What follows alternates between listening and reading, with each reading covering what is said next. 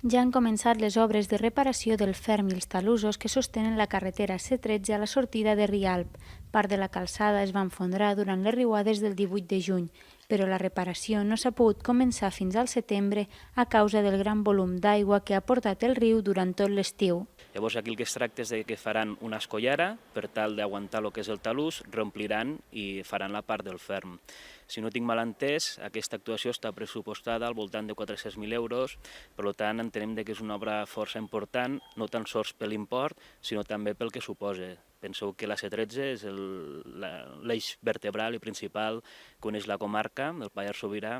Per tant, l'actuació era immediata, per motius de seguretat i de connexió entre els diferents municipis de la comarca del Pallars Sobirà.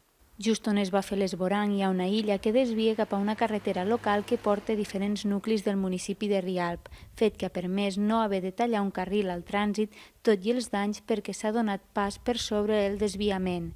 Durant el 2010, Rialp ja va fer una actuació de defensa hidràulica, però es lamenta que no es destinin més recursos a la construcció d'escolleres, ja que es minimitzarien els danys en cas d'altres riuades. No piqués a l'escollera, per allí no va produir cap dany, sinó just a l'inici. I allí va haver-hi el descalçament i el començament de l'esborany.